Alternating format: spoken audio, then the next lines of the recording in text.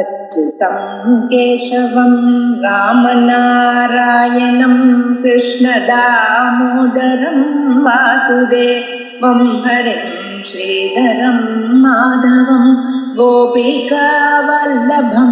जानकीनायकं रामचन्द्रं भजे अच्युतं केशवं सत्यभामाधवं माधवं श्रीधरं राधितं इन्दिरामन्दिरं चेतसा सुन्दरं देवकी नन्दनं नन्दजं सन्ददे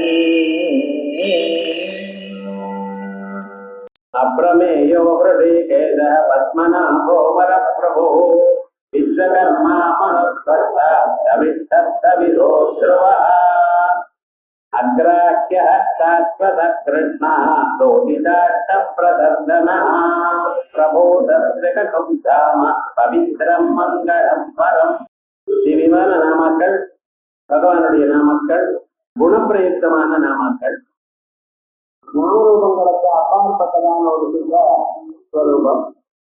அதை சாதாரண மனிதர்களுடைய மனதுல அந்த தத்துவத்தை எப்படியாவது பூர்த்தணுங்கிறதுக்காக பீஷ்மாச்சாரியர் தான் அனுபவித்துக் கொண்டிருக்கக்கூடியதான அந்த உயர்ந்ததான ஒரு ஆனந்த வடிவத்தை வேதத்தில் சொல்லியிருக்கக்கூடியதான நாமாக்களை அதை சேர்த்து இங்க நமக்கு ஒரு மாலையை தொடுத்து கொடுத்திருக்க.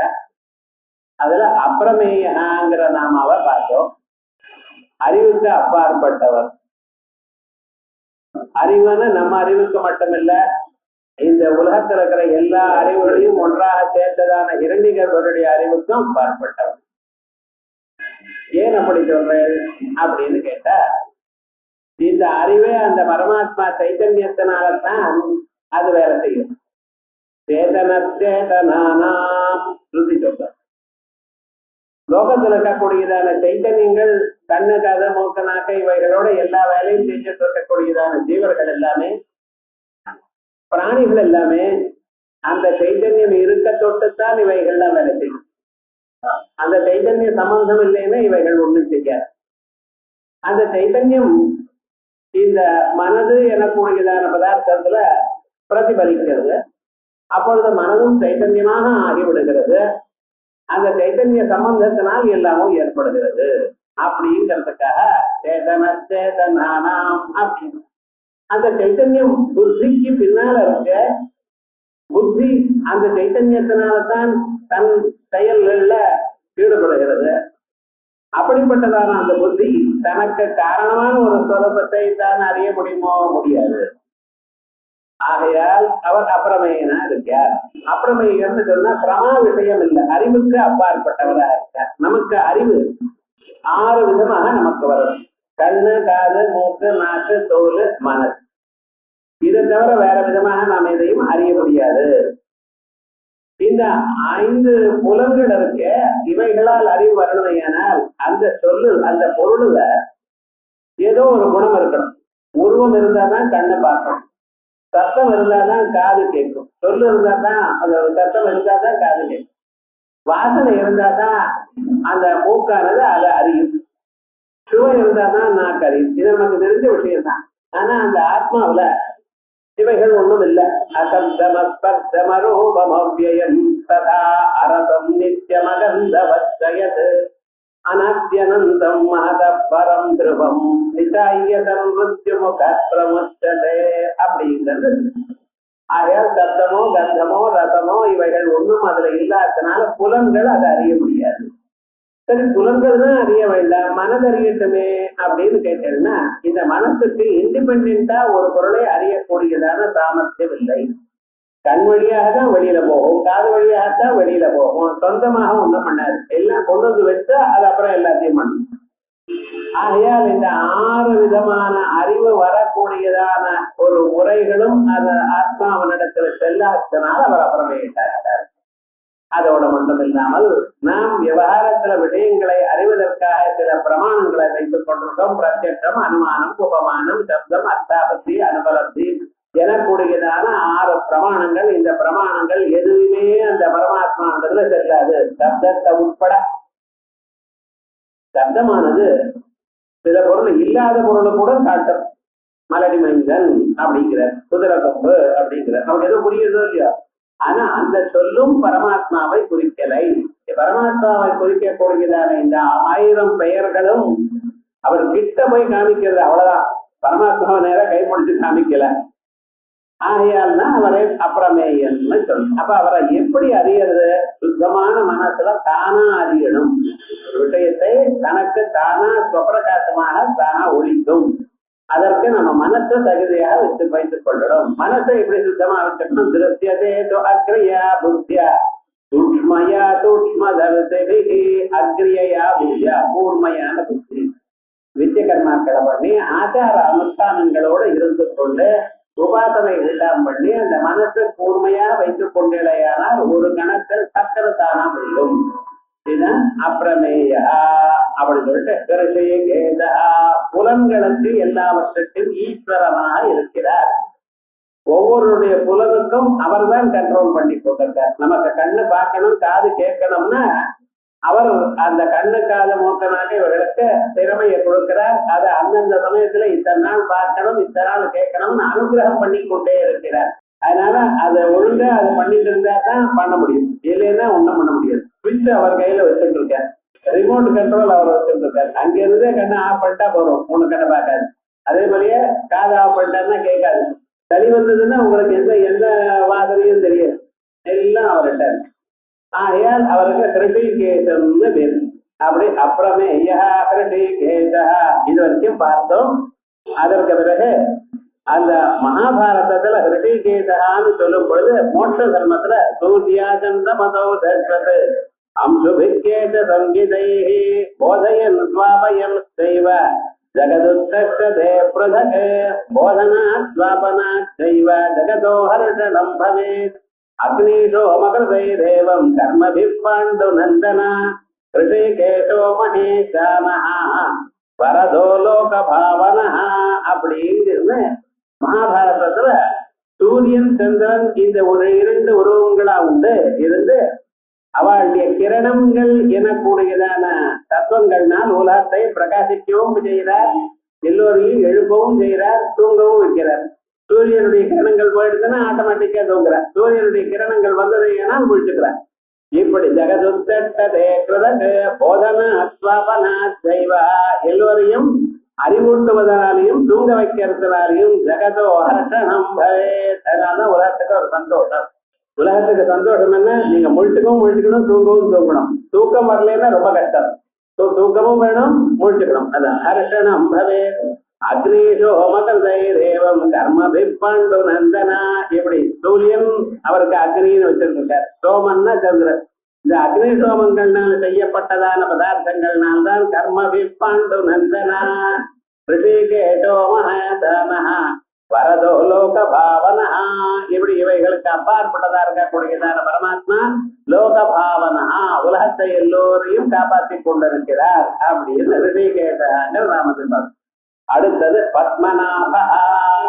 பத்மநாபன் நமக்கு எல்லோருக்கும் தெரியும். என்ன? அவருடைய சரீரத்துல தாமரை வெளியில அந்த தாமரையானது பிரம்மதேவருக்கு இருப்பிடமாக இருக்கு. அதான் பத்மா பத்மம் நாபௌ எஸ்யசா பத்மநாபா. ஆனா இந்த பத்மநாபம்னு என்னது அர்த்தம் அப்படின்னு கேட்டா, இந்த பத்மங்கிறது தாமரை. இந்த தாமரையை நம்ம நல்லா கவனிக்கணும். சூரியன் வந்ததுமே தாமரையானது மலரும். சாயங்காலம் ஆகுதுன்னா ஆட்டோமேட்டிக்கா அது அந்த மலர்ந்து இருக்கக்கூடியது மறுபடியும் ஒன்னாயிடும், முகுளிதமா ஆயிடும். இப்படி மலர்ந்தும் ஒன்றாக சேர்ந்தும் மொட்டாயும் மலர்ந்தும் மொட்டாயும் இப்படியே இருக்கும் தாமரை எத்தனை நாளானாலும். இந்த தாமரை இருக்க இது என்னத்தை குறிக்கிறது? சாதாரணமாக எல்லோரையும் அம்பாள மகாலட்சுமி தாயார தாமரையில உட்கார்ந்து இருக்கா அப்படின்னு சொல்றாங்க. எல்லா தேவதைகளும் கையில தாமரை வச்சுட்டு இருக்கிறதாக நமக்கு பார்த்து கொண்டிருக்கோம். இந்த தாமரை என்னத்தை குறிக்கிறது அப்படின்னு கொஞ்சம் பார்க்கணும். இது ஒரு சங்கேதம். சங்கேதம்னா அடையாளம். ஏதோ ஒரு காரணத்துக்காக ஒண்ணு சொல்றதுக்காக இப்படி ஒண்ணு நமக்கு சொல்லியிருக்கா. குண்டலம் சபீதபத்ரம் சரசீருஹேஷணம் அப்படின்னு சொல்லிக்கொண்டு கையில தங்கம் சக்கரம் கதா தாமரை என்ன சொல்லியிருக்க.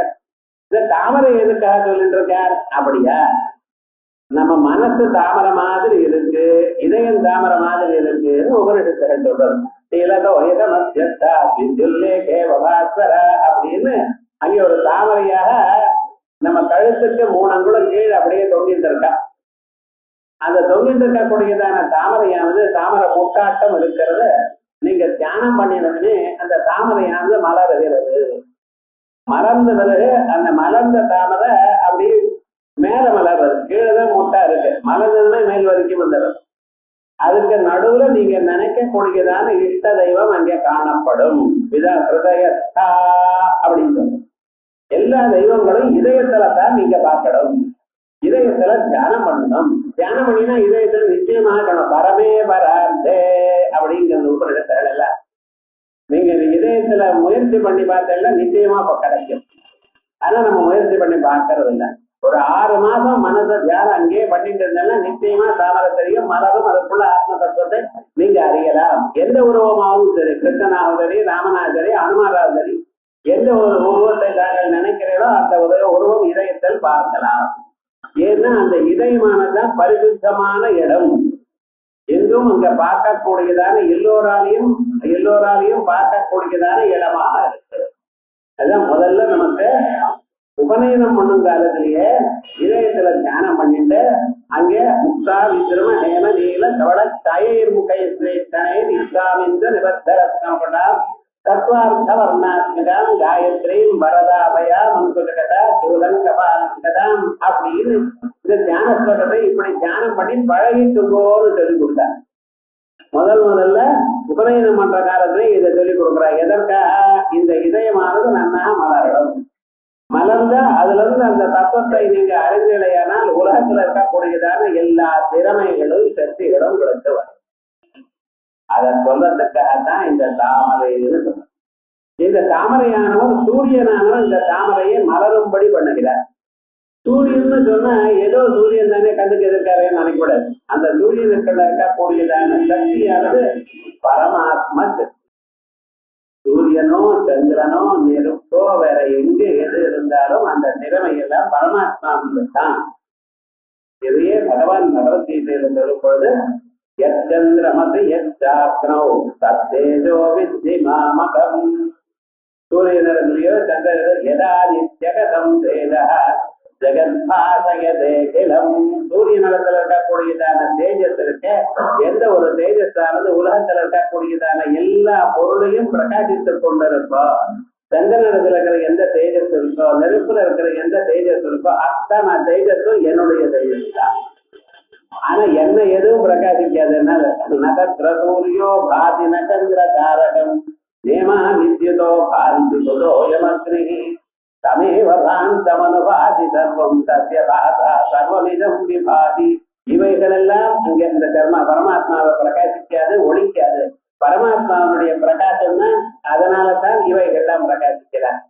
அப்படி இருக்கும் பொழுது அந்த சூரிய ரூபமாக நமக்கு காணப்படுவது பரமாத்மா தான். அந்த பரமாத்மா தான் இந்த தாமரையை மலரும்படி பண்ணுகிறார். இந்த தாமரையை மலரும்படி பண்ணுகிறார் என்று சொன்னால் தாமரையிலிருந்து சகல சாமர்த்தியங்களும் மனுஷியாருக்கு வரும். அந்த உலகமே அதனாலதான் உண்டாகணும். இதை காமிக்கிறதுக்காகத்தான் சகல உலகமும் என்னுடைய கையில இருக்குன்னு சொல்றதுக்காகத்தான் சில தெய்வங்கள் கையில தாமரையை வச்சிருக்கு. சகல பதார்த்த நிகிரக அனுகிரக சக்தி, எல்லோருக்கும் அனுகிரகம் பண்ணக்கூடியதான திறமையோ கட்டுப்படுத்தக்கூடியதான திறமையோ என்னிடத்துல இருக்கு என்று காண்பிக்கிறதுக்காக தாமரையானது கையில வச்சிருக்கார். மகாலட்சுமி தாயார உட்பட அதுல தாமரையிலேயே உட்கார்ந்துட்டு இருக்கான்னு சொன்னா என்ன அர்த்தம்? உங்க இதய தாமரையில உட்கார்ந்துட்டு இருக்கேன். அப்பொழுது எல்லாமே விருத்தி ஆகும். அதே மாதிரி இந்த ஜகத் காரணத்தை சொல்லக்கூடியது தாமரை. அதான் சொன்ன சர்வ ஜகத் காரணம் பத்மம். தாமரைன்னு சொன்னா என்ன? எல்லா உலகத்தின் காரணமானது. இது நமக்கு தெரியணும். சில பதார்த்தங்கள் வேதங்கள்ல நேரா சொல்லாது. வேதம் அதை கொஞ்சம் மறைச்சுதான் சொல்லும். அதனுடைய சுவாவம் அப்படி. ஸோ தாமரைன்னு சொன்னா என்ன அர்த்தம்? ஜெகத் காரணம்னு அர்த்தம். உலகத்துல இருக்கிற சகல பதார்த்தங்களையும் உண்டு பண்ணினது எனக்கூடியது சொல்வதற்காக தாமரைன்னு ஒரு அடையாளமாக நமக்கு சொல்லியிருக்க. அப்படி சர்வ ஜெகத்காரணம் பத்மம் நாபௌ யஸ்ய தன்னிடத்தில் நாபின்னு சொன்ன இந்த சரீரத்துக்கு நடு பிரதேசம் அதான் நாபின்னு. இது சக்கரம் இருக்கு, சக்கரத்துக்கு வட்டம் இருக்கு, அந்த வட்டத்துல இருந்து ஆரங்கள் போறது, அந்த ஆரங்கள்லாம் எங்க கோக்கப்பட்டிருக்கு, குடத்துல கோக்கப்பட்டிருக்கு. அதே விதமாக உலகத்துல 14 புவனங்களும் எல்லாமே அந்த குடத்துல பரமாத்மாவினிடத்துல கோக்கப்பட்டிருக்கு என்பதை காண்பிக்கிறதுக்காகத்தான் அவர் நாபியில பத்மத்தை வச்சிருக்கார். பத்மம் நாபௌ யஸ்யதஹ பத்மநாபா. இத தைத்தரிய சமயத்தை சொல்றது அகஸ்யநாபாவத்தேகமர்ப்பிதம். அகஸ்யநாபாவதி ஏகமர்ப்பிதம். அதன் பிறவி இல்லாதான பரமாத்மாவனுடைய சரீரத்தில் அவருடைய ஸ்வரூபத்தில் இவைகள் எல்லாம் உலகங்கள்லாம் போக்கப்பட்டிருக்கு அப்படின்னு வேதமே சொல்றது. அதான் அந்த சொன்ன அம்சத்துல இவர் பத்மநாபான்னு. இது பத்மநாபான்னு வந்திருக்கு. இது பத்மம் நாபகான்னு வரணும் இல்ல புருஷோதரத்வா சாது. வியாக்கரணத்துல வேதத்துல இருக்கக்கூடியதான சப்தங்களுக்கெல்லாம் அது எப்படி சொல்லிருக்கோ அப்படி ரைட்டு. புருஷோதராதி கணத்துல சேர்த்து போட்டு எப்படி பத்மநாபா. அடுத்தது அமர பிரபு. அமரா அமரா நிர்தரா தேவா. தேவதைகளுக்கு மரணமற்றவர்கள், கிழத்தனமற்றவர்கள். ஒவ்வொரு ஊர்லயும் ஒவ்வொரு மாதிரி. இந்த ஊர்ல போனவன்னா பரவி அவன் இருக்கான், வளர்கிறான், யுவாவா இருக்கிறான், நடுவயசனா இருக்கார், கிழத்தனத்தை அடைஞ்சிருக்கான், கடைசியில போயிட்டான். இந்த 6 பாவ விகாரங்கள் சேஞ்சஸ் எல்லோருக்கும் உண்டு, எல்லா பொருளுக்கும் உண்டு. ஆனா தேவலோகத்துல இருந்தவாளுக்கு அவளுக்கு என்னென்ன பிறவி இருக்கு, இருத்தல் அவ இருக்கா, யவனத்தோட இருக்கா. அதுக்கப்புறம் சதா ஷோடக வாரத்தைக்கு 16 வயசுக்கு மேல வராது. அதுக்கு மேல அவ ஏஜ் ஆறுதல். எவ்வளவு வயசானாலும் 16 வயசுல ஸ்டாக்னைட் ஆயிடுவாங்க. அந்த சக்தி இதெல்லாம் அப்படியே இருக்கும். அதுக்கு மேல இதெல்லாம் கிடையாது. நமக்கு ஒரு 30 வயசு வரைக்கும் இருக்கு. அதுக்கப்புறம் கொஞ்சம் கொஞ்சமா குறைஞ்சு வருது. 80 வயசு தாத்தா நல்லா நடக்கிறது சார். இப்ப இருக்கிறவன் 30 வயசுல இடுப்பு வலிக்கான். என்ன ஐயா பண்றது? ஏன்னா 6000 ஏதாவது ஒண்ணு சொல்லிட்டு இருக்கான். அவ பண்ற வேலையில பாதி வேலையில பண்ண முடியல. ஆனால் அப்படி எல்லோரும் 16 வயசுல எப்படி நன்னா பலமா இருப்பாளோ அதே மாதிரி பலத்தோட புத்தி சக்தியோட உற்சாகத்தோட இருப்பா தேவலோகத்துல. அந்த லோகத்தினுடைய விசேஷம் அப்படி. கிழத்தனம் இங்க வராது. மரணம் வருமோ? அதுவும் கிடையாது. இது கிழத்தனம் மரணம் இல்லாதனால்தான் ஸ்வர்கலோகத்துக்கு ஒரு விசேஷம். அந்த ஸ்வர்கலோகத்துல தேவதைகள் 2 விதமான தேவதைகள் இருக்காங்க. ஒருத்தர் ஆதான தேவதைகள்னு பேரு, இன்னொருத்தர் கர்ம தேவர்கள்னு பேரு. ஆதான தேவதைகள் பறவையிலேயே தேவதைகள். இப்ப நீங்க இங்க இருக்கு, பிராரப்த கர்மாவில் நல்ல கர்மாக்கள்லாம் பண்ணியிருக்கேன். அப்ப அடுத்த பிறவி ஸ்வர்கலோகத்துல போய் தேவனாகவே பிறப்பேன். பிறக்கும் பொழுதே தேவதைகளா இருக்கு. இது ஒருத்தர். இன்னும் சில பேர் என்னன்னா இங்க கர்மாக்களை பண்ணி இந்த கர்மாக்களை கொஞ்ச நேரம் அங்கே அனுபவிக்கிறதுக்காக அங்கே போனவா.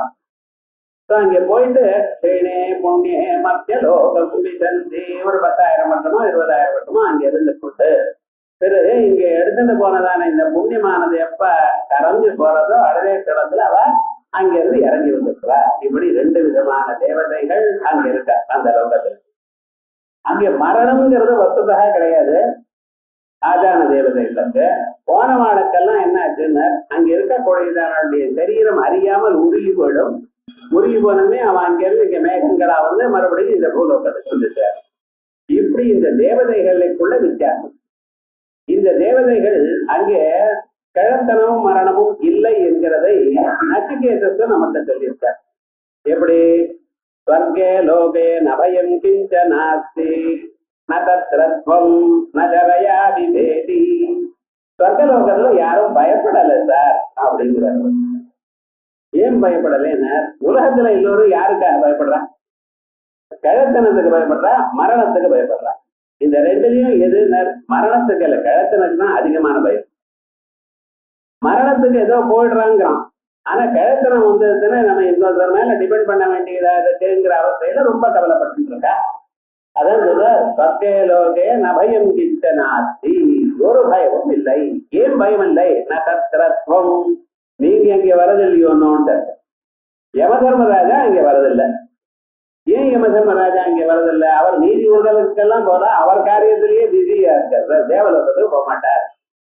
சரி, நாம் போகாத போனா என்ன, நம்ம தூதர் இருக்கார், அவர் அனுப்புற என்ன?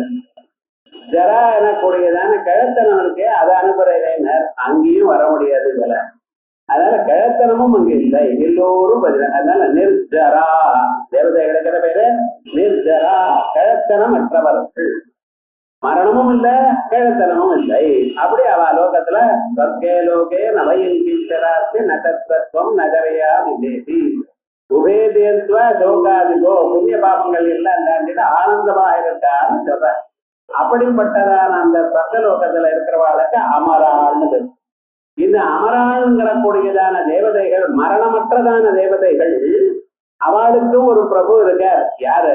எங்க பரமாத்மா. ஆகையால் இவருக்கு இந்திரன்னு சொல்லப்படாது. இந்திரனும் தேவதைகளுக்குள்ள கடக்கல. அந்த இந்திரனுக்கும் பிரபுவா இருக்கக்கூடியவர் இவர். ஆகையால் இவருக்கு தேவதேவன், தேவநாதன் அப்படின்னு சொல்றாலும் இல்லையோ இத. ஆகையால் அமரானாம் பிரபோ, அமர பிரபோ இத. அதுக்கப்புறம் விஸ்வகர்மா. விஸ்வகர்மான நமக்கு இந்த ஆயுத பூஜை அன்னைக்கு பூஜை பண்ற பார்த்தா அதான் ஞாபகம். அன்னைக்கு விஸ்வகர்மாவை பூஜை பண்றது. இந்த விஸ்வகர்மான்னு சொல்றது பரமாத்மா. விஸ்வகர்மான்னு ஒரு போஸ்ட் இருக்கு தேவலோகத்தில். அவர் தான் எல்லா செயல்களையும் பண்ணி கொண்டிருக்கிறது. அதுக்கு வேண்டியதான இன்ஸ்ட்ருமெண்ட்ஸ் எல்லாம் பண்றது. இந்த சாதாரணமாக நம்ம சொல்ற எல்லா இன்ஸ்ட்ருமெண்ட்ஸும் இருக்கு பார்த்தீங்களா, பாட்டு, மற்ற பதார்த்தங்கள்லாம், ஒளி, இப்படி எல்லாம் வச்சுருக்காரு. இவைகள்லாம் அன்னைக்குதான் பூஜை பண்ணுவாங்க. ஸ்பேனர்லாம் வச்சு எதுக்கு சார் அதுக்கெல்லாம் பூஜை பண்றேன்னு? அதுவும் வேணும் சார். நம்ம மதத்துல கல்லு, மண்ணு, இரும்பு எல்லாமும் தெய்வம். ஏன்னா அந்தந்த வடிவமாக பகவான் இருக்க. ஒரு அரச மரத்துக்கு பிரதட்சணம் பண்ணிட்டு இருக்க, வேப்ப மரத்துக்கு பிரதட்சணம் பண்ணிட்டு இருக்க, எல்லா மரங்களுக்கும் பிரதட்சணம். அந்தந்த மரங்களுக்கு தனித்தனியாக குவாலிட்டிஸ் உண்டு. அத்தி மரம் இருக்க காதிரோ யோகோ பவதி, அந்த அத்தி மரம் இருக்க அவுதும்பரோ யூபோ பவதி, இவைகள்லாம் யூபத்துக்கு உபயோகப்படுகிறது. அந்த யூபமானது என்ன, அத அந்த யஜ்யத்துல உபயோகப்படுத்துற. அதே போல யஜ்யத்துல பண்ணக்கூடியதான பாத்திரங்கள்லாம் இருக்கிறதுல மரத்தினால செய்யக்கூடிய யஜ்ஞாயுதேரியஜமான அப்படின்னு வேதங்கள் சொல்றோம். அந்த ஒவ்வொரு மரமும் அந்த மரத்துக்கு ஒவ்வொரு குவாலிட்டி இருக்கு. எல்லாம் நம்ம முன்னோர்கள் அறிந்திருந்தார்கள். ஒரு ஆயுர்வேதம்னு செப்பரேட்டாக ஒரு வேதம் இருக்கு. எந்தெந்த மரம் அதை என்னென்ன பண்றது, அதுக்கு என்னென்ன சுபாவம் இருக்கு, என்ன பிரயோஜனம் இருக்கு, இவைகள்லாம் சொல்லியிருக்கு. பாட்டவி முழுக்க அதுக்குள்ள செஞ்சு போயிடுதுன்னு நம்ம ஏதோ புதுசா கண்டுபிடிச்சோம். எல்லாம் வேதத்துல இருக்கு. ஆனா என்ன ஆச்சுன்னு எல்லாம் மறந்து விட்டோம். நம்ம அது யாரும் எடுத்து சொல்லி கொடுக்காம அப்படியே வெறும் மந்திரத்தை மட்டும் ஞாபகம் சொல்லிட்டு அர்த்தத்தை மறந்துட்டாங்க. அர்த்தத்தை சொல்றவா யாரு?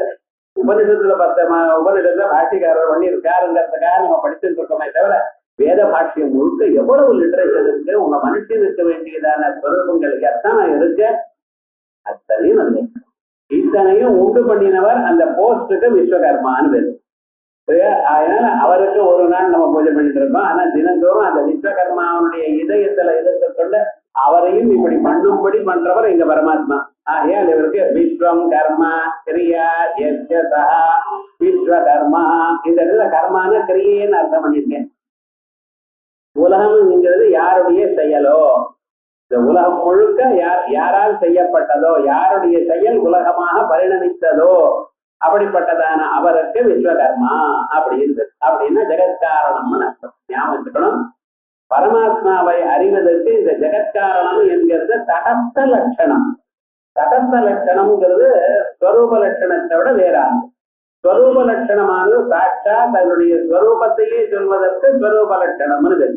தடஸ்த லட்சணம்னு சொன்னா அதுக்கு பக்கத்துல இருந்து அதை ஞாபகப்படுத்தி விட்டு தான் விலகி நிற்கிறது. இப்படி இந்த தடஸ்த லட்சணம் உலகத்தை உண்டு பண்றது, உலகத்தை காப்பாற்றுறது, உலகத்தை அழிக்கிறது. ஆனா அவர் உலகத்துக்குள்ள மாட்டிக்கொள்ளார். அவர் தத்வாதீதனாகவும் இருக்கார். தத்துவஸ்வரூபமா இருக்க தத்துவாதீதா தத்துவமயி தத்துவமர்த்தஸ்வரூபிணி இவைகளுக்கு அப்பாற்பட்டவராகவும் இருக்கார், இவைகளுக்குள்ள இருந்துட்டு எல்லாத்தையும் கவனித்துக் கொண்டு இருக்கார்.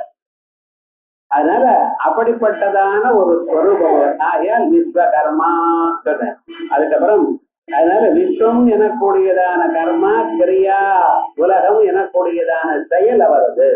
இன்னொரு அர்த்தம் கிரியதே இது ஜகத் கர்மா ஜகத்வாதித்வாத் அப்படின்னு சூத்திரத்துல இந்த ஜகத்தானது பரமாத்மாவனால செய்யப்பட்டதுனால இந்த ஜகத்துங்கிறதே அவருக்கு பேரு. ஜகத்வாதித்வாத் இந்த ஜகத்து இந்த கர்மாங்கிற பதமானது வெறும் செயலை சொல்றத உலகத்தை சொல்றது. உலகத்துக்கே ஜகத்துக்கே கர்மானு பேரு. எத்யவா ஏதத் கர்மா அப்படின்னு சொல்றது.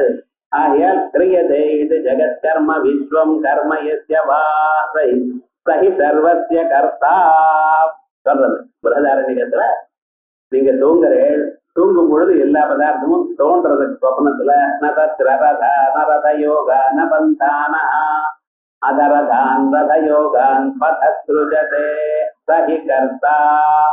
உலகத்துல உங்களுக்கு சொப்னம் வருது, அந்த சொப்னத்துல யாரு சார் உண்டு பண்ணினா? நீங்க உண்டு பண்ணினீங்களா வேற யாராவது உண்டு பண்ணாடா? நீங்க உண்டு பண்றேன்னு சொன்னீங்கன்னா அப்ப நல்ல சொப்னமாவே பாருங்களேன்னு. நீங்க தான் உண்டு பண்ணீங்க, உங்களுக்கு பிடிச்சதாகவே பாருங்களேன். இல்லையே, பிடிச்சாக ஆரம்பிச்சாலும் அது முடிகிறப்ப ஏதோ ஒரு டிராஜடியோட முடியும். அப்பதான் எழுந்துக்கிறேன். என்ன பண்றது? இப்ப ஏதாவது ஒரு ப்ராப்ளம் வந்தா டக்குன்னு கத்தி எழுந்துக்கிறேன். இப்ப என்னாச்சுன்னா இந்த சொப்னம் நிஜமாகவே உங்களாலேயே இருக்கவுமாயினால் அப்ப அந்த சொப்னத்துல எல்லாத்தையும் உங்களுக்கு பிடிக்கிற மாதிரி தான் பண்ணிருப்பேன். அப்படி இல்லை. அதோட மட்டும் இல்ல, இன்னைக்கு சொப்னம் பார்த்தா தேவையில்லை அப்படின்னு நினைச்சிட்டு படுத்துன்னா சொப்னம் வராது, ரொம்ப சாப்பிடும். நல்லா தூங்கணும் அப்படின்னு பார்த்தீங்கன்னா அன்னைக்குதான் சொப்னம் வந்து பயமுடிச்சு விடும். ஒரு 2 மணி நேரம் தூக்கம் இல்லாம என்ன ஆகுமோ என்ன ஒண்ணு ஆகுது, என்ன ஆகுமோ என்ன தானே கீழே வந்து பிராண விட்டா போல அவனே சொப்னம் பண்ணிருக்காங்க. அந்த அப்புறம் தூக்கம் வருமா அவருக்கு? ஆனா இது நல்ல சொப்னம். தன்னையே மரணித்தா போல வந்ததுன்னா தீர்காயுஷ்லம் சொப்ன சாஸ்திரமானது அது வேற விதம்.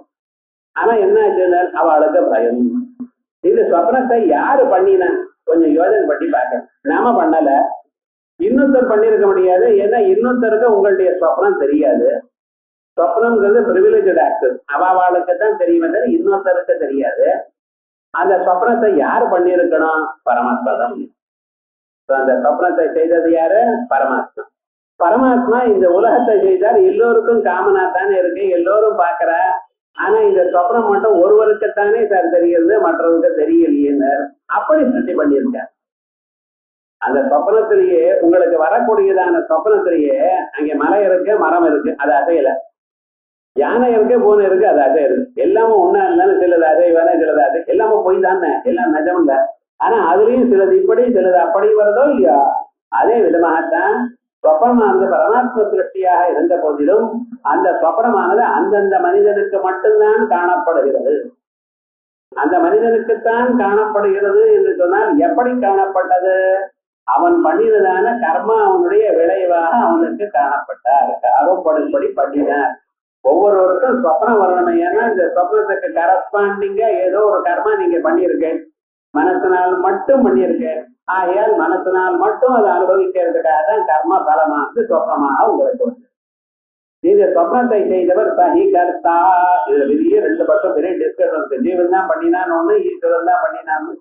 ஜீவன் பண்ணினாலும் ஜீவனுக்குள்ள இருக்கிற ஈஸ்வரன் தான் பண்ணினார். ஏன்னா ஜீவன் அப்ப தூங்கிட்டு இருக்க இத்தனையும் சொல்லி சிஸ்டர் சூத்திரவாதி. ஆனா விவகாரம் அப்படின்னா இந்த பதார்த்தம் சஹி கர்த்தா அப்படின்னு இருக்கிறதுனால விஸ்வகர்த்தா அவர் தான். அதான் சொல்றார் சஹி கர்த்தா இது ஸ்ருதே யஸ்யா இதுவ விசித்திர நிர்மாண சக்தி மத்வாத்வா விஸ்வகர்மா. இந்த விஸ்வம்னு சொன்னா சர்வம்னு ஒரு அர்த்தம் உண்டு. ஏன்னா பாணினி சர்வநாமாக்கள்னு சில பதங்களை சர்வநாமாக்கள்னு புரோனவுன்ஸ்னு இருக்கு. சர்வ விஸ்வ கதரா கதமா டதரா டதமா இப்படி வரிசையா சிலவர்கள்லாம் சில சர்வநாமான்னு பேர் வச்சுட்டார். இந்த சர்வநாமான்னு பேர் வச்சதுல விஸ்வாங்கிறத சர்வாங்கிற அர்த்தத்துல இருக்கு. ஆகையால் விஸ்வகர்மான சர்வகர்மா எல்லாத்தையும் பண்ணினவர் அவர் தான். இந்த எல்லாவற்றையும் பண்ணினார்னு சொன்ன ஒருவரே எல்லாத்தையும் பண்ணினாரா, ஒருவர் சிலரை பண்ணிட்டு மற்றவைகள் எல்லாம் மற்ற பேர் பண்ணுங்கோன்னு சொன்னாரா அப்படின்னு சில சந்தேகம். அப்படி இருந்தோ இல்லையோ, ஒரு பெரிய ஆர்கனைசேஷன் கவர்னர் இருக்கார், ஆடுறது கவர்னர்னு சொல்லிட்டு யாரோ ஒரு செக்ரட்டரி தான் கைது போடுவார், அசிஸ்டன்ட் செக்ரட்டரி கைது போடுவார். ஆனா போட்டது ஏன்னா கவர்னர் சொன்னார் யான்னு அப்படித்தானே வருது. அப்ப என்ன பெரியவர் ஒருத்தர் சொன்னாரு, ஏன்னா வஸ்துதா அவரே அதை பண்ணல, ஆனா அதை பண்ணினவா யார, கீழே இருக்கிற யாராவது அவனால அப்பாயிண்ட் பண்ணப்பட்டவன். இப்படி லோகத்துல நடந்துருக்கு. அதே மாதிரி பண்ணினாரோ இல்ல, எல்லாத்துக்கும் அதிஷ்டாதாவா அவர் ஒருவரே இருக்கிறார். ஆகாசமான உருவமாக மாறி அந்த ஆகாசத்துக்குள்ள தான் இருந்து கொண்டு வாயுவை தயார் பண்ணினார். வாயு உருவத்துல தான் இருந்து கொண்டு வாயுனால நெருப்பை உண்டு பண்ணினார். ஆகையால் எல்லாவற்றுக்கும் டைரக்ட் காசு அவர் இன்னொருத்தருக்கு சொல்லி இன்னொருத்தர் பண்ணிவிட்டு நீர் பண்ணினா நான் பண்ணினா போலங்கிறதெல்லாம் கிடையாது. பிதாசி லோகஸ்ய ஜராஜரஸ்ய, உலகத்துல இருக்கிற சகல பிராணிகளுக்கும் டைரக்டா அவர் தான். அதான் சர்வாதிஷ்டாதா, ஒவ்வொரு பதார்த்தமும் அதிஷ்டாதா அவர். அதான் நமக்கு நம்ம என்ன நினைச்சிருக்கோம், ஆகாசத்தை ஒண்ணு பண்ணி சும்மா இருந்துட்டார், ஆகாசத்துல இருந்து வாயு வந்திருக்கு, வாயுல இருந்து நெருப்பு வந்திருக்கு, இப்படின்னு நம்ம நினைக்கிறோம். அந்தந்த வடிவமாக பரமாத்மாவே ஆகி அந்த பரமாத்மாவே அடுத்த பதார்த்தத்தை தயார் பண்ணினார். ஆகையால் உபாதான காரணம் அததாக மாறி இருக்கு. ஆனா அதிஷ்டானமாக அவர் நிமித்த காரணம் அதற்குள்ளேயே தானே இருந்திருக்கார்.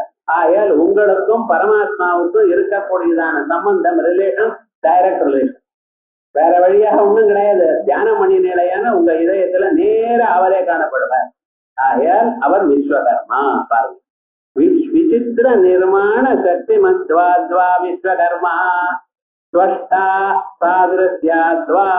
விஸ்வகர்மான்னு அடுத்தது ஸ்வஷ்டா சாதிரு, சூரிய ரூபமாக இருந்து கொண்டிருக்கார்.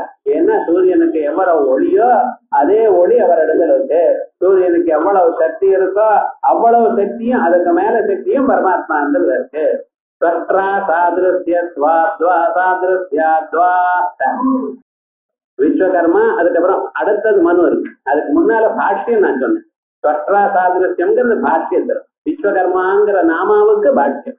அடுத்தது மனநாத் மனு, பரமாத்மாவுக்கு மனுன்னு பேர். மனுங்கிறவர் ஒரு ராஜான்னு நம்ம பார்த்திருக்கோம். ஸ்மிருதிய பண்ணினவர் மனுன்னு சொல்லிட்டு இருக்க. சூரியன் அவருக்கு அடுத்ததாக வந்தவர் மனு, மனுவுக்கு அடுத்ததாக வந்தவர் இக்ஷ்வாகு ஆதிராஜன். இது மனுங்கிறவர் அவர் ராஜாவாக தான் இருந்தார். ஆனா என்ன பண்றார், எல்லா வேதங்களையும் அறிந்தவர் அவர். ஒரு வேதம் கிடையாது, எல்லா வேதங்களும் அனந்த சாகைகளையும் அறிந்தார். அவர் என்ன பண்ணினார், எல்லாவற்றையும் விட்டு விட்டு உலகத்துல இருக்க ஜனங்களுக்கு எல்லோருக்கும் நல்லதை சரியான கோடிபை பண்ணணும் தர்மத்தையும் சொல்லி ஸ்மிருதி எழுதினார். அதான் பிருகன் மனுஸ்மிருதிங்கிறதெல்லாம். ஆனா இப்ப இன்னைக்கு மனுஸ்மிருதினா எல்லாருக்கும் கோபம் வருது. ஏன்னா அதை ஒழுங்கா படிக்கல, வேதங்களையும் ஒழுங்கா படிக்கல.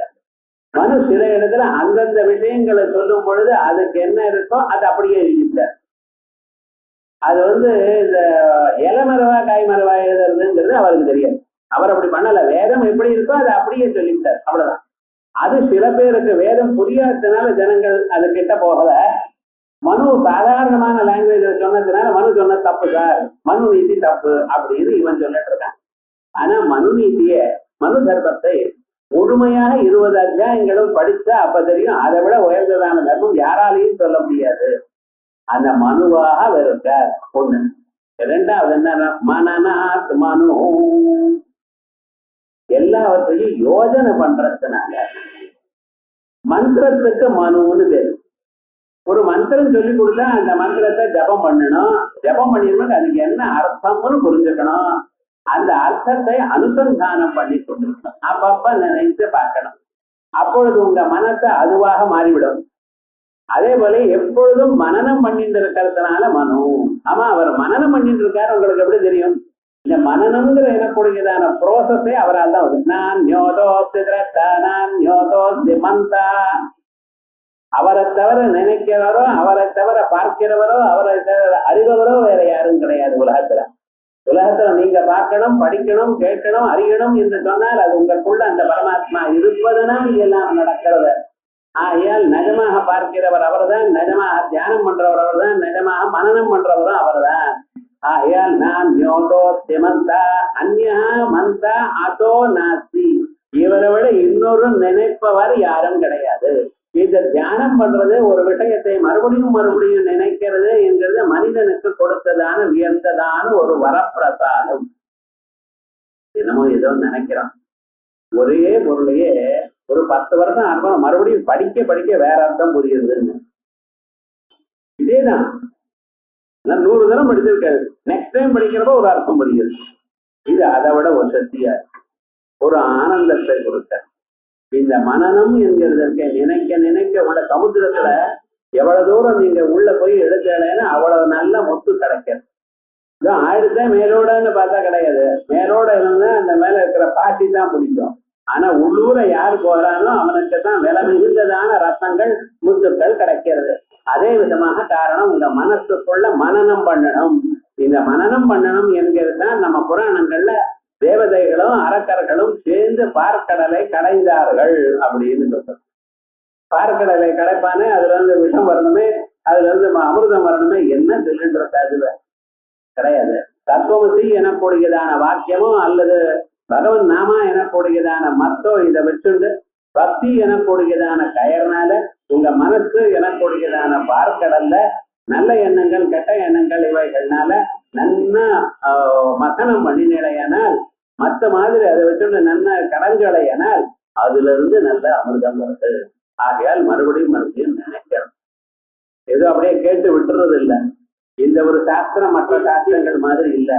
காலேஜில் படிக்கக்கூடியதான பிசிக்ஸோ கெமிஸ்ட்ரோ எக்கனாமிக்ஸோ அந்த பரீட்சை பாஸ் பண்ற வரைக்கும் தான். அதுக்கப்புறம் உத்தியோகத்துக்கு போனா வேற ஏதோ சாதாரணமாக தான் உபயோகப்படுகிறது. ஆனா இந்த படிப்பு இருக்க, இது உங்களுக்கு மோட்சம் வர வரைக்கும் உங்ககிட்டயே இருக்கு. மோட்சம் வந்தவரை ஆத்மஸ்வரூபமாக ஆக்கிவிடும். இது விஷ்ணுதாசனால பகவான ஸ்தோத்திரம் பண்ணக்கூடியதான நாமாக்கள்னு சொல்லப்படாது. உங்க மனசுல இருக்கக்கூடியதான உங்க இதயத்துல இருக்கக்கூடியதான ஆத்ம தத்துவம் இது. ஆகையால் இது மனு நான் ஞோதோ சிமந்தா இது ஸ்ருதே. மனுன்னு சொன்ன மனுங்கிற ஸ்வரூபம் சொன்னேன், நினைப்பவர்னு சொன்னேன். மனுன்னு மந்திரம், அதான் சொல்ற மந்திரோவா. இந்த மந்திரம்னு சொன்னாலே இது ஒரு கோடட் ஆல்பபெட். நம்ம சாதாரணமா சொல்ற மாதிரி ஒரு கோடட் ஆல்பபெட். இந்த எழுத்துகள் எல்லாம் ஒரு மாதிரி பண்ணினா அது மந்திரம் ஆயிடுறது. அவைகளுக்கு சிலதுக்கு பேர் தெரிஞ்சு சரவண பவா அப்படின்னு ஒரு மந்திரம், மிக சிறந்ததான ஒரு மந்திரம். அப்படிப்பட்டதான ஒரு மந்திரம் இருக்கு. அது என்னத்தை சொல்றது? அதுக்கு ஒரு அர்த்தம் நமக்கு தெரியுது. நாணல் காட்டி பிறந்தவரே, அவ்வளவுதான் அர்த்தம். பரமேஸ்வரனுடைய வீரியமானது கீழே விழுந்து அத உலகத்துல யாரும் தாங்க முடியாமல் நேர கங்காதேவியில போட, கங்காதேவி முழுக்க அங்கிருந்து சமுத்திரத்துல சேர்ற வரைக்கும் கொதிக்க ஆரம்பிச்சிடும். அவ்வளவு உஷ்ணம் ஜாஸ்தியா இருக்கு. அதை தூக்கி அப்படியே நாணல் காட்டுல வீச, அதை 6ஆ பிரிஞ்சு விழ 6 சரீரம் உண்டாச்சு. அந்த 6 சரீரங்களும் தனித்தனியா சுப்பிரமணிய சுவாமியா இருந்த அப்பொழுது கிருத்திகா தேவதைகள் அவ அந்த சேர்த்தாலாம். சேரும் பொழுது சரீரம் ஒண்ணாச்சு. தலை மட்டும் 6 தலைகள் 12 கைகள், அது 2 சேரலையும். அப்படி சுப்பிரமணிய சுவாமியுடைய ஒரு ஜனனம். அதான் சரவனத்தில், சரம்னா நாணல் காடு, அதுல காடு, வனம்னா காடு, அதுல பவா பிறந்தவர். ஆகையால் சரவண பவா, நகாரம் ஆயிடுது, சரவண பவா. இப்படி இந்த சரவண பவான காணல் காட்டல் பிறந்தவரேன்னு அங்க இருக்கிற பூச்சி கூட பிறந்தது நாணல் காட்டல் சொல்லக்கூடாது. ஆனா இவருக்கு அது ரூಢியாக அந்த பேர் வந்தாச்சு. இதை நாம் நினைச்சுட்டே இருந்தோமையானால் நாணல் காடு என்ன தெரியுமோனா, உங்க மனசுல இருக்கக்கூடியதான எண்ணங்கள், இந்த எண்ணங்களை சிவஸ்வரூபத்தை தியானம் பண்ணினால் உங்க மனசுலையும் நாணல் காடு, உங்க மனசுலையும் பரமாத்மா உதிப்பார். எப்படி? சுப்பிரமணியோகம் சுப்பிரமணியோகம் சுப்பிரமணியோ அப்படின்னு அந்த ஓங்கார ஸ்வரூபமாக பொருத்தும். அதனால இப்படிப்பட்டதான ஒரு ஸ்வரூபம். அவர் முருகலாக இருக்கார், அழகா இருக்க. முருகன்னு அழகுன்னு அர்த்தம். என்ன அழகு பிரம்மத்துக்கு? அதை விட வேற ஒண்ணும் கிடையாது. ஸ்வப்பிரகாசமான ஒரு சைத்தன்யம், அதுன்னா அழகு. பிரகாசம்னா அழகு. அதனால அப்படிப்பட்டதான ஒரு ஸ்வரூபமாக இவர் இருக்கார். இது ஒரு மந்திரம். இந்த மந்திரத்துக்கு அர்த்தம் இது. இதானது நம்ம இப்படி மனசில் இருக்கக்கூடியதான எண்ணங்களை நாம் அகற்றிக்கொண்டு அதோட யோஜனை பண்ணினோமே ஆனால் அதற்குள்ள இந்த சைத்தன்யம் நமக்கு தோணும் அப்படிங்கிற ஒரு சொரூபம் அறிந்து அதுவே நினைத்து கொண்டிருந்தோமே ஆனால் நமக்கு அந்த சைத்தன்யத்தோட ஐக்கியம் வரும். ஆயால் இது மந்திரம். இப்ப மந்திரம்னு ஒண்ணு. இது சில பேர் மந்திரின்னு வச்சுட்டு இருக்க. மந்திரின்னு என்ன, ஐடியாஸை கொடுக்கிறவர்னு அர்த்தம். ராஜாவுக்கு ஒரு மினிஸ்டர்னு இருப்பார். அவர் இது போல கட்டங்கள் வந்தா என்ன பண்ணுவார், அவர் தகுந்ததான ஒரு எண்ணங்களை ஒரு ஆலோசனையை கொடுப்பார். அதே போல மன ஆலோசனைங்கிற தாத்துவில இருந்து நமக்கு இந்த மந்திரம்னு வந்தார். ஆகையால் நமக்கு ஒரு ப்ராப்ளம் வந்தா இதுல இருந்து எப்படி வெளியில வருதுன்னு நினைக்கிறோம் இல்லையா, அதே போல மனுஷனுடைய வாழ்க்கையில எப்பொழுதும் ப்ராப்ளம் தான். எப்பொழுது பாருங்க ஏதோ ஒரு கட்டம், இது பண்றதா அது பண்றதா அது பண்றதா ஏதோ ஒண்ணு இருக்கு. ஆனா எல்லாவற்றுக்கும் அப்பாற்பட்டதாக மானிட பிறவி மறுபடியும் வராம இருக்கணும், எந்த பிறவியும் வராம இருக்கணும். அதுக்கு வேண்டியதான ஸ்வரூபம் என்ன, இந்த வேதாந்த விசாரம் உங்களுக்கு வரணும். அதான் பிறவியில நீங்க பண்ணக்கூடியதான மிக சிறந்ததான புண்ணியத்தினுடைய பலம். எது, வேதாந்த விசாரம் ஆரம்பிக்கணும். ஆரம்பிச்சா தானே வந்துடும், அது நம்ம கூட வேண்டாம். பகவான் பார்த்துப்பார். அந்த வேதாந்தத்துல ஒரு ஆசை வரணும். சமேதம் வேதானுவச்சனேன பிராமணா விவிதிசந்தி யஜ்ஞேன தானேன தபசா அநாசகேன. 10,000 பிரிவுகள் பண்ணியதான புண்ணியத்தினாலையும் வேதாத்தியனத்தினாலையும் கர்மாக்கள்னாலையும் பகவானுக்கு புஷ்பங்களை போட்டத்தினாலையும் உங்க மனசு வேதாந்தத்துல ரசிக்க ஆரம்பிக்கிறது. அது வேதாந்தத்துக்கு இந்த சிவ பிடிச்சிடுச்சுன்னா வேற எதுவும் பிடிக்காதுன்னு அப்படி உங்களுக்கு கொடுக்கக்கூடியது மனு.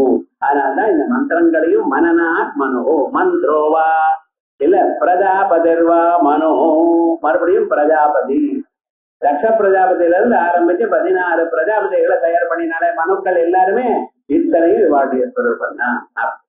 இப்படி மனுகோன்னு பார்த்தோம். அதுக்கப்புறம் ஸ்வஷ்டா.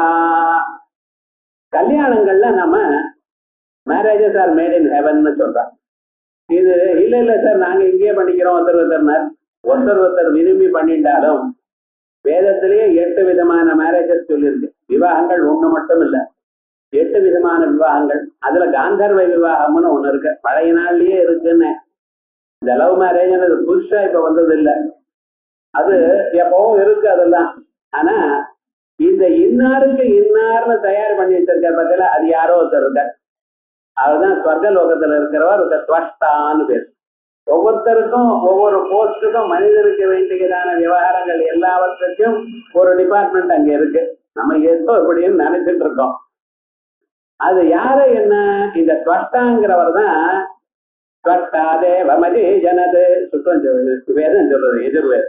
அப்படி அந்த ஸ்வஷ்டா எனக்கூடியவர் தான் ஒருத்தர் சேர்த்து வைக்க, இன்னாருக்கு இன்னார் இன்னாருக்கு இன்னார் அப்படின்னு சேர்த்து வைக்க.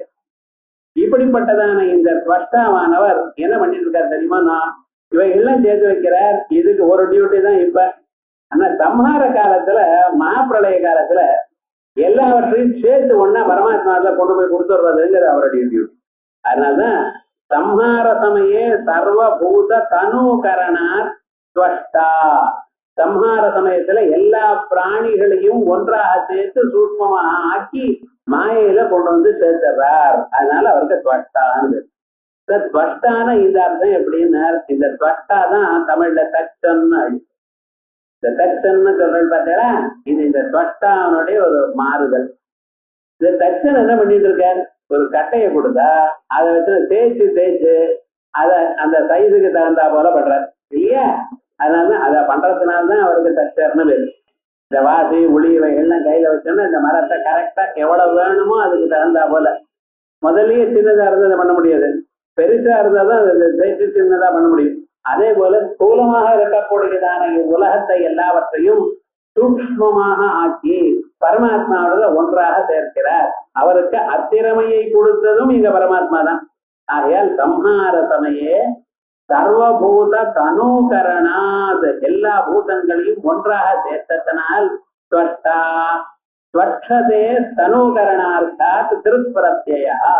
விஷ்ணுதாஸ் பாஷ்யம் ஆச்சாரியால் எழுதிய பாஷ்யத்துல இது முதல் கிரந்தம்னு நம்ம சொல்லிட்டு இருக்கோம். எதுக்குன்னா ஒவ்வொரு பெயரும் வரும் பொழுது அந்த பெயர் எந்த தாத்துவுல வந்திருக்கு, எந்த பிரத்யயத்துல வந்திருக்கு, ஏன் இந்த பெயருக்கு இந்த அர்த்தம், அது இங்கத்தான் சொல்றேன். ஸ்வட்சதே ஸ்வட்சு தாத்துவுக்கு மேல தனுகரணார்த்தா, அதை செதுக்கிறது எனக்குடையதான அர்த்தம் உள்ள இந்த தானத்துல மேல திருத்து பிரத்யம் ஆயால் செதுக்குபவர் அப்படிங்கிற அர்த்தம். இது எதற்காக சொல்லிட்டு இருக்கார்? நாளைக்கு உபனிஷத்து நீங்க வாசிக்கும் பொழுது உபனிஷத்துல இருக்கக்கூடிய ஒவ்வொரு பதமும் அது எங்க இருந்து வருது? ஆச்சாரியாண்டிய பாஷ்யம் இருக்க, பாஷ்யம் பிரசன்ன கம்பீரம் தத்ரணீதம் விபஜ்யதே. மேலோட பார்க்கறதுக்கு ரொம்ப சுலபமாக இருக்கு பாஷ்யம். ஆனா எத்தனை தரம் படித்தாலும் அதுக்குள்ள அவ்வளவு ஆழமாக இருக்கு. ஒவ்வொரு பதமும் ஆச்சாரியார் பாஷ்யத்துல எழுதும் பொழுது அதனுடைய தாது எங்கிருந்து வந்திருக்கு, எப்படி வந்திருக்கு, அந்த வேதத்துக்கு எப்படி அர்த்தம் பண்ணணும் என்று பார்த்து அறிந்து அப்படி அர்த்தம் பண்ணியிருக்கார். அதனாலதான் விசேஷம் பாருங்க. விஷ்ணுதர்மத்துல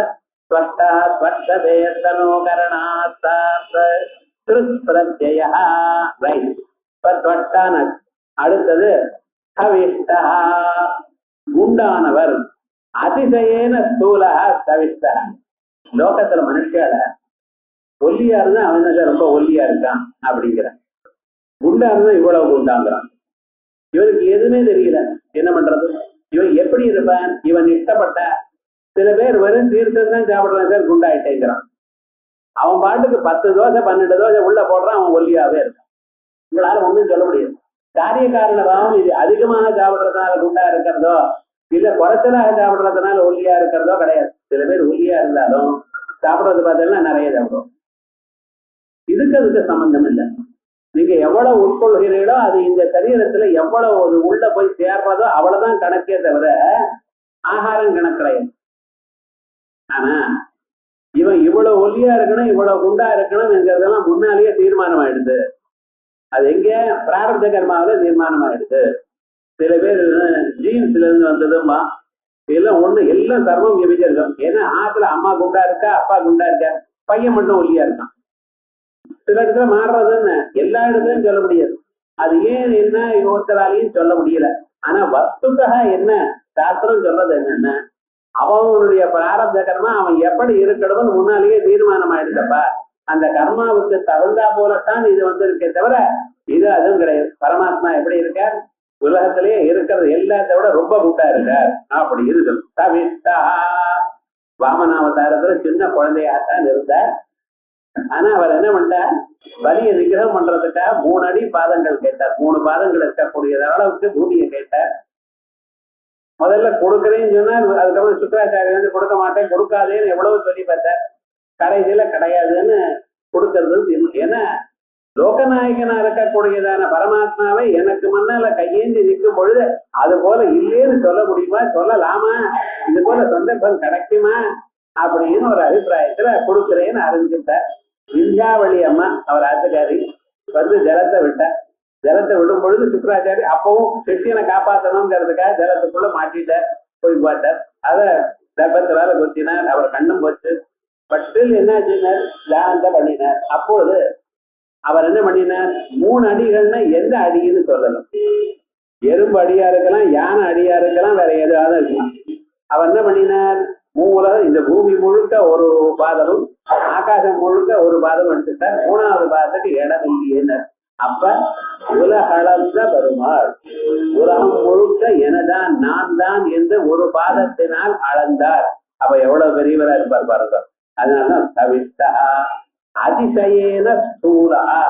இவ்வளவுதான் குண்டு என்று சொல்ல முடியாது. உலகத்துல இருக்கிற யார் ஸ்தூலம்னு சொல்றாளோ அதை விட அதிகமான ஸ்தூலம் இங்க பரமாத்மா ஒருவர் தான்.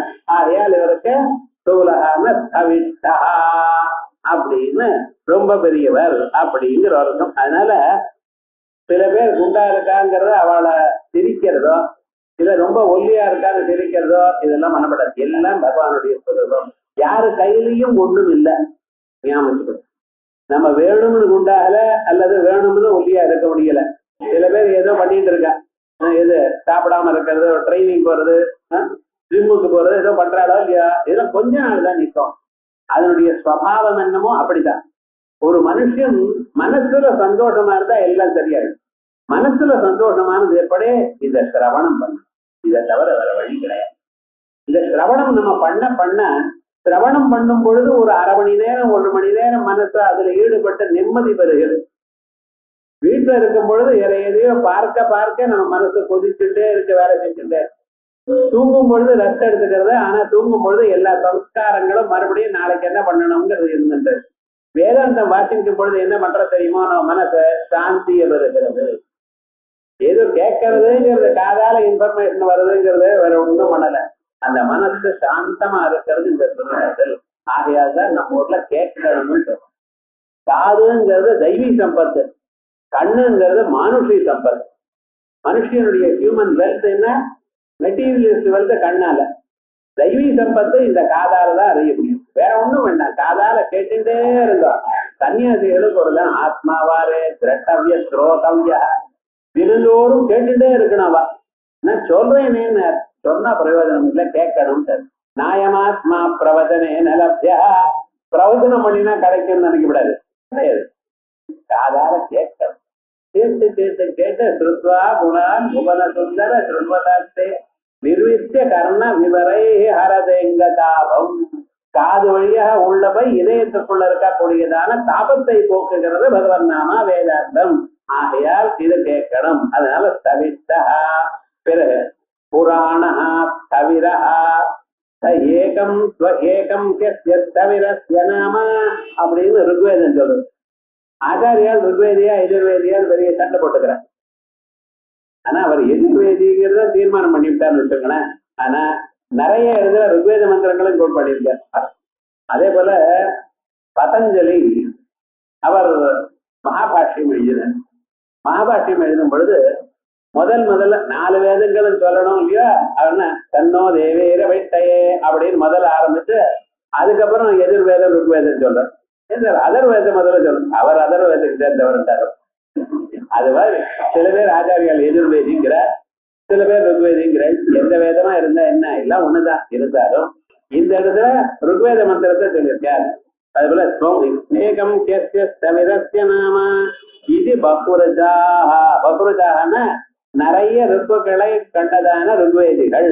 அவர் புராண தவிரஹா ரொம்ப நாளா இருக்கிறவர். வயோவச்சனோவா ஸ்திரத்வாத். இந்த தவிரஹான்னு என்ன அர்த்தம்? எல்லோரும் இருக்கிறது பிறக்கிறதுக்கு முன்னாலேயே இருந்தவர், ஓல்டஸ்ட் மேன். வேற என்ன சொல்லலாமா?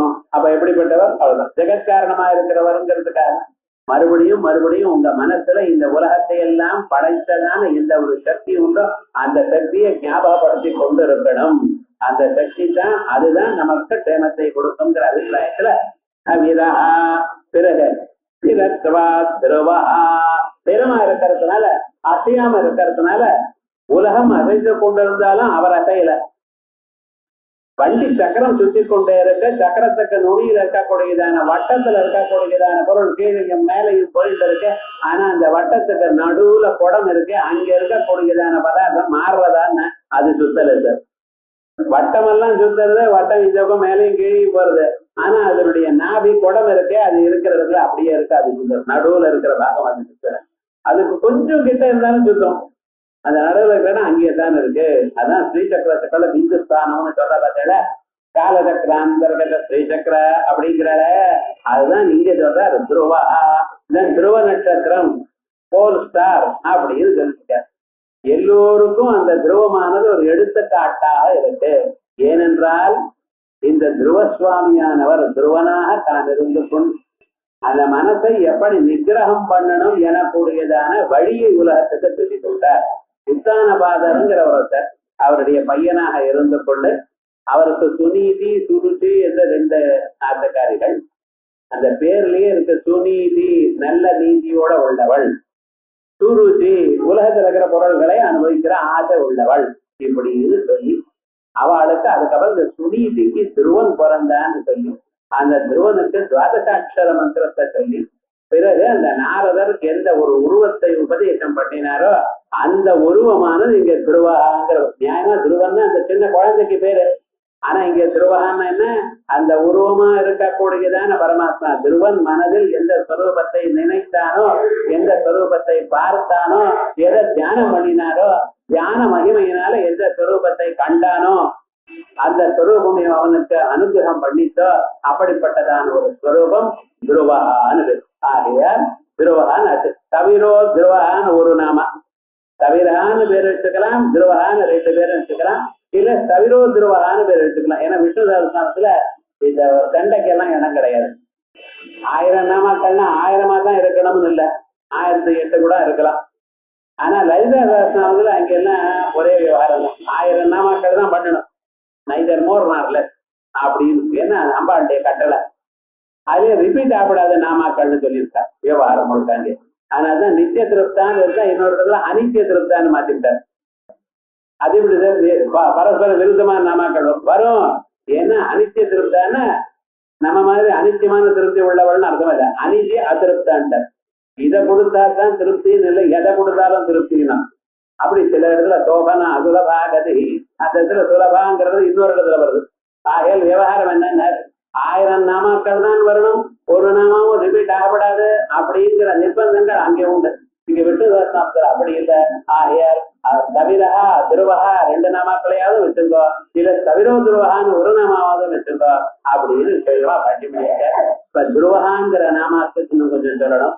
இத நாளைக்கு சொல்லிவிட்ட மேல அக்ராக்கியான்னு உபனிஷத்துல சொல்லக்கூடிய திரமவர்ணம் அங்க இருக்கிற அக்ராக்கியத்தை இங்க அக்ராக்கியான்னு போட்டிருக்க சொல்லிருக்கேன். ஒவ்வொரு நாமாவும் வேதத்துல இருக்கக்கூடியதான ஒவ்வொரு மந்திரத்துல இருக்கிறது. ஆகையால் முண்டகோபனிடத்துல இருக்கக்கூடியதான மந்திரத்துல இருக்கிற அக்ராக்கியா அப்படிங்கிறது இருக்கார். சாஸ்வதீனாம் அப்படிங்கிற ஒரு மந்திரம் கடோபனிடத்துல இருக்கு. அதுல இருந்து சாஸ்வதான்னு எடுத்துருக்க. இப்படி ஒவ்வொரு மந்திரத்திலையும் இருக்கிற நாமாக்களை எல்லாம் எடுத்து வரக்கூடியதான நாமாக்கள் மேல வருது. இத